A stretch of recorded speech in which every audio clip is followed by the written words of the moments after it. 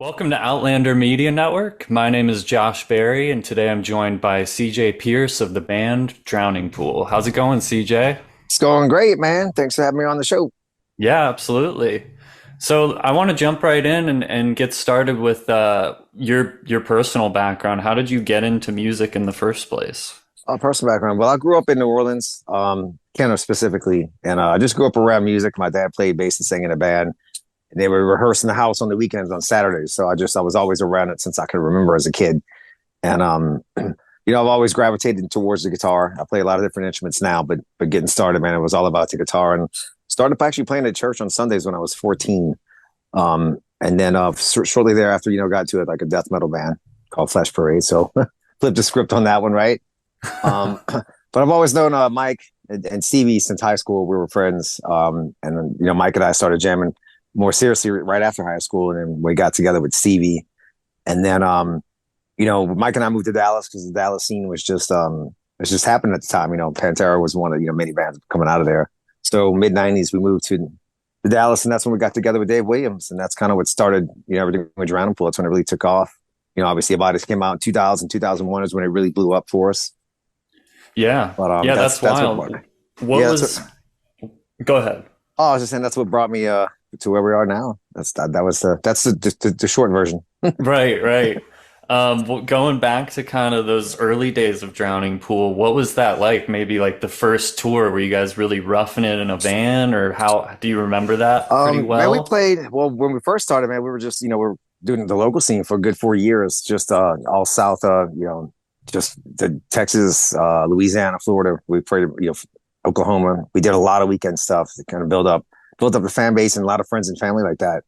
But yeah, when we first took off and actually got signed and stuff, we're in a van forever. We had our own van for a while until it completely fell apart on us. Um, yeah, it was until after the Ozfest, man, 2001, when we actually got a tour bus for the first time. That was a big tour for us, man. That's really just everything hit at the same time with Bodies. Could be able to do doing WrestleMania 18. The video was sitting on MTV when they used to play videos and anything to do with metal. I don't know what they do now, but that was a great time um, for us. So yeah, man, it took off then. We've been fortunate. I mean, there's been a lot of ups and downs. Unfortunately, David passed away, Dave Williams, from cardiomyopathy, heart disease, when he was 30. But we made it. Obviously several changes with it. Ryan McCombs again. He's back in the band. It's been freaking awesome. The last year of our career has been really, really busy, and it's just great to have that reconnection with Ryan and just we just started writing music together. Like we never skipped a beat, man. Which is how Revolution came up. It was the first song and idea we started working on together. Right when he got here. Yeah, that's awesome, man. So you touched on Bodies a little bit. Were you guys prepared when you recorded that, that two hi-hat hit? Did you know that that was going to launch your careers as far as Uh, it did? I didn't know it would go that as far as it did and be as recognized as it is, which I'm eternally thankful and grateful for. It's always a fun song. Everything that we do, man, we just, got a case of beer and went in the rehearsal room and just started jamming together as a band, very organically and natural. And I always knew that song had a vibe to it and like a feeling because ever since the first time we ever played it live, even before we recorded it, we had it um, rocking it. Just people just go nuts, man. And whether there's 10 people there or 10,000 people, man, there's a pit going. It's always wild to see. And it's always great to be a part of, man. Yeah. Do you feel like your relationship with that song has changed over its course over the last Um, 20 plus years? yeah, I mean, there's been so many different, dude, like parodies of it and all kinds of crazy, just from Elmo singing it to sock puppets to all kinds of weird stuff that I never thought it would be used for. And even for me, and I sit around the house, like I have a mandolin and I have like just different instruments all around the studio. And I have like maybe 10 different versions of the song myself. Cause I mean, I wrote it and it's how it goes. So, I have like this kind of like Justin Timberlake kind of like almost like pop song version of it just for fun. Again, just Yeah. stuff I do with it. So I can understand how other people, fans and bands will have fun with the song as well, man. I never knew it would go this far and I'm grateful that it is, but I can't lie, man. It's a fun song to play. I can't wait to play it every night live. Oh, And that's the bands get awesome. weird about that. Some bands get weird about their songs being recognized, but I mean, we have several other songs too, other singles and stuff, especially with Ryan, and they get those kind of responses as well. But Bodies is the most well known one, and It's yeah, man, it's great, dude. It's been a great freaking ride. Yeah, for sure. Would you ever put out like an album of just your alternate versions of the song? Until you just said that, I never really thought about it. Sometimes my wife should be like, that's kind of cool. We should do that too. But again, it's fun, and I do have, I like a reggae version. I have it's just beachy versions. I do actually got on this kick where I was just doing a lot of beachy versions of all of our songs. So if Oh, anything, I that's should maybe cool. put like something like just shallow into the pool there, and just do a bunch of reggae songs, reggae metal, if you will. But yeah, maybe I will. Why not? I mean, I'm here at the studio, man. Maybe I'll turn it on later on after we Yeah. get off and lay some stuff down. That would be awesome. You also mentioned Ryan McCombs. He originally was in the band Soil, right, and joined in 2005. How did you guys meet in the first place? Man, that's a great story too. We were always fans of Soul. We're still fans and friends with everyone in the band. And it was Dave that actually turned us on to Soul right when the record came out. He was like, "Gotta check out this new band. This guy's awesome." So, we were actually jamming to Soil with Dave, and we had some shows with Soil on Ozfest, and Ryan actually came up and sang Bodies with us. The very last show that we had with Dave, Oh, and wow, that's and so cool. we just had that connection, and it just right place, right time. It made this sense. It was 2004. 2005, I guess, is when we took off. We made a great record, Desensitized. It's the 20-year anniversary of it with Jason Gong Jones, but it just wasn't the right fit for us. And then Ryan came in, and we made two great records with him. It's just at the time that we took a little hiatus, a little short 13-year hiatus. It was 3 months, 13 years. Who's counting? But we were all just had a lot of personal stuff going on, all four of us at that time, and we really did need to take a break. At the time. But he went back doing stuff with Soil, and we started working with Jason Moreno, which we did three great records with him. But that came to an end as well. So it's awesome. Just it's crazy how life works, man. It seems like it was kind of meant to be in a sense because, like I said, as soon as Ryan came here, it was just going to be like a reunion show. We had a show on May 5th with Pantera last year that was going to be like, hey, we're back, we're reunion show with Ryan. But like I said, he stays right here in my studio. I mean, actually sleeps like right here in the bed, man.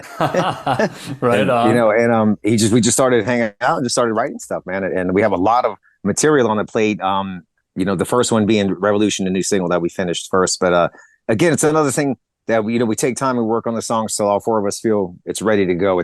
It wasn't a thing because people had been asking and we've been wanting to put something out. It's finally here now.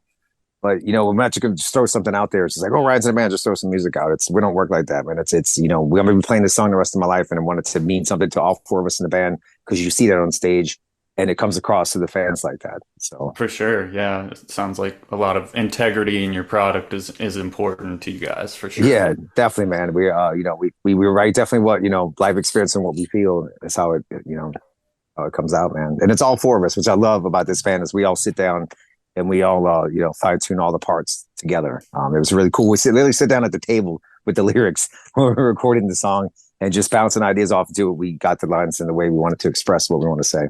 That's cool. Do you feel like, is that pretty common for bands to work that way or not Um, really? Several different ways to do it. Especially when you come up with ideas. I mean, all of us have the home Pro Tools set up, and we do bounce ideas from the house. But the initial, the finished product, man, we're just always in the band that's just been in the rehearsal room, man. We love being in the room together jamming, and that's when we get everything done and nailed down. But I know some Yeah, bands. I mean, a lot of bands. There's a few that are like have a main songwriter that just writes everything with some hired people. I mean, however you do it, whatever works to get your art out there. But I definitely love that about with us Drown Pool. It's all four of us, man, yeah, rocking it. cool. Okay, so Ryan's back, and you just mentioned you have a new single coming out this Friday, This right? Friday, yeah, man. This Friday, it's like it's been a minute because we did a record before COVID and we had songs ready to go, but then we had to wait. And we were already kind of slowed down because we were writing and recording before that time, so we hadn't toured.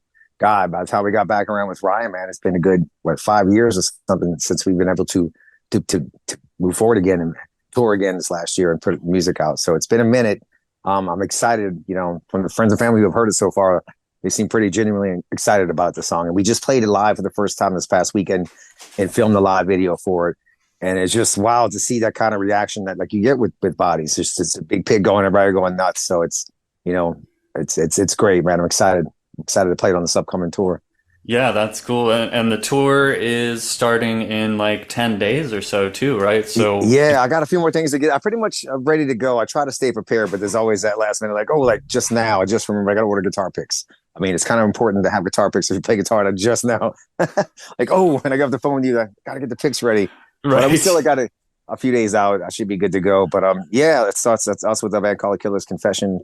We have Above Snakes, and we have a band called The Fail Safe, and it starts in Shreveport on next Friday on the 27th, and we go all the way to October 20th, and we have a couple of big Danny Wimmer festivals in between.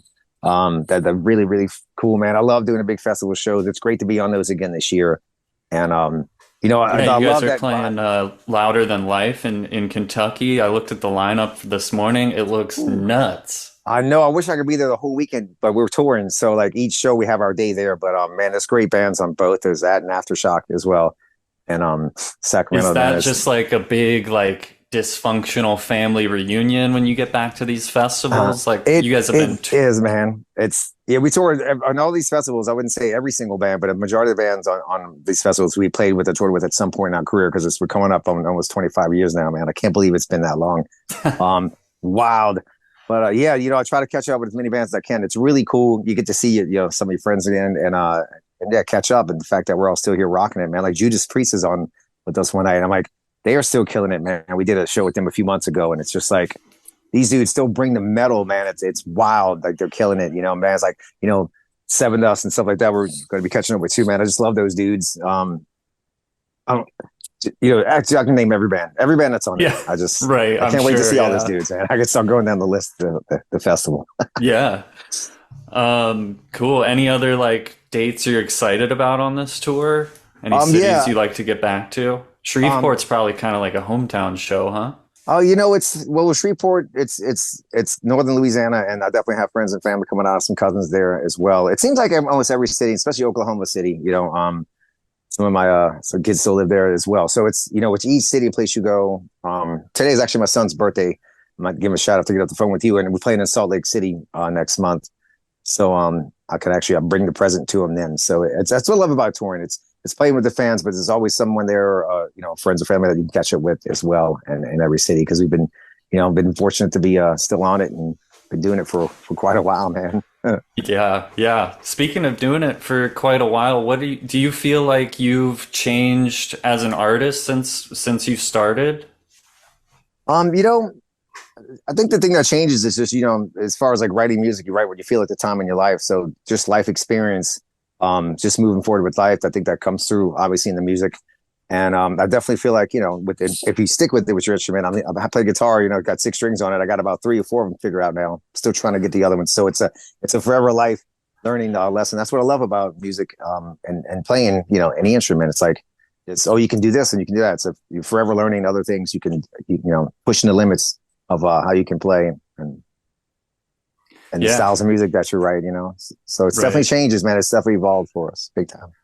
What about like for people who are kind of just starting touring or who want to get into touring, what's like one piece of gear that you have to have with you that makes you more comfortable on the road? Piece of gear that makes you comfortable. Yeah. I mean, I always have another guitar on me, an extra one, because I'm, especially out on the road. I come up with a lot of ideas out there, which is another thing, about touring that's great for me. I'm always, you get off the stage, you have that energy. I come up with a lot of cool riffs after the show, so I definitely have to, have something to record in my go-to guitar that that I write on. I mean, I write on all of them, but I have a few. I have one that was intentionally just like a cheapy one that throw around. I didn't mind if it got beat up, and now it's like one of my favorites, and I tend to go to that to write Nice. music on. But that and earplugs, if you want to save you hearing, I gotta have the earplugs. You're around loud music nonstop. I'm always inside too. As soon as doors are open, I love watching other bands play every night. I love hanging out with fans. So that's it. But yeah, something to record with because I'll come up with an idea, and if I don't record it, if we're on the go like that, it'll come in and go out. It's like, oh man, I should have did that. They're up in the Cool. head somewhere. Yeah, yeah, I like that's a good answer. What is there anything else you wanted to mention or talk about before we head out? Yeah, man. These songs coming out. We have three more that we're trying to track. We're trying to get down before we leave in 10 days, and our producers kind of come out on the road, so we're gonna try to get that done. before the tour. There's like three more that are pretty solid, and then I have a ton of other ideas that I just need to just get with the guys and be like, hey, let's check this out too. So, um, yeah, man, just we want to put out a new record and get that done, and new music starting next year. We have a lot of songs that I'd like to redo, some songs with other singers that we've had, but Brian's singing on the songs now, and he brings his own magic to it. So I kind of wanted to just re-record a few things with Ryan's voice on it. So there's a lot in the works, and we did. We do a lot of stuff with the military. We played over in Poland during the holidays this past year, and we did this long acoustic set. And we did it on the fly. We didn't rehearse for it or anything. We just grabbed the acoustics and went over to Poland and started playing the set. And it Oh came out man. great. So it's a different vibe and tone to it with the acoustic. And I would love to just record that as a record for real because it was great. And we just haven't had a chance to stop to do that. So a lot of stuff on the plate we want to get out to the bands. That's just that's what's coming up next. Yeah, that's cool. That sounds And like some cool projects. that, and then we're trying to get back overseas too next year. We're working on a lot of. We haven't been to Europe in a long time, and we'll be getting people hitting up about that. So nothing's. I'm getting solid dates here pretty soon, but we plan on going to. We want to go world ride next year. We want to hit Australia, and we want to go to Japan. We want to go to Europe, and hopefully hit some of those festivals as well. So it's. You should be able to catch us somewhere, man. Come hang out with us and have a beer with us and rock out to some loud rock music. Hell yeah. Well, thanks, CJ, for taking some time to chat today. Everybody be on the lookout for Drowning Pool's new single, Revolution, The Final Amen, premiering on SiriusXM Octane this Thursday, the 19th, out on Apple Music, Spotify, and wherever you stream this Friday, the 20th. Follow Drowning Pool on social media and visit drowningpool.live for tickets and tour dates. Thanks again. Yeah, man. Thanks for having me.